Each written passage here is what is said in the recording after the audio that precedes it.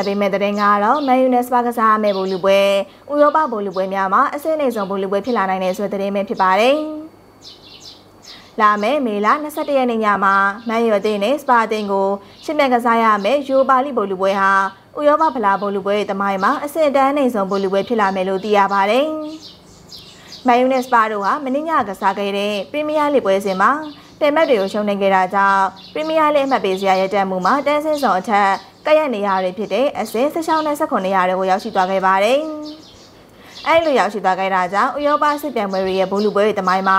လေးအဆင့်ရည်တည်မှုအနေဆုံး2သိန်းဘောလူရမယ်အဆင့်အနေဆုံးဘောလူပွဲအဖြစ်ကိုရောက်ရှိသွားခဲ့တာဖြစ်ပါတယ်။မန်ယူနီးပြအိမ်မုံတွေဟာအသင်းဟာရှုံးနေတဲ့အရာသာကိုဂရင်းတွေ့တယ်လို့ဖြစ်နေပြီးနိုင်လိုက်ရှုံးလိုက်နဲ့ရလက်တွေရှေ့စွမ်းနေမတည်ငြိမ်တဲ့လက်ရှိရှင်တွေကိုအပြောင်းလဲမလုပ်နိုင်ဘူးဆိုရင်ယာဒုကနေထထမယ်လေးပြချခဲ့လို့သိရပါတယ်။ဒီသတင်းကိုတော့ငင်းချမ်းအောင်ပေးပို့လာပါ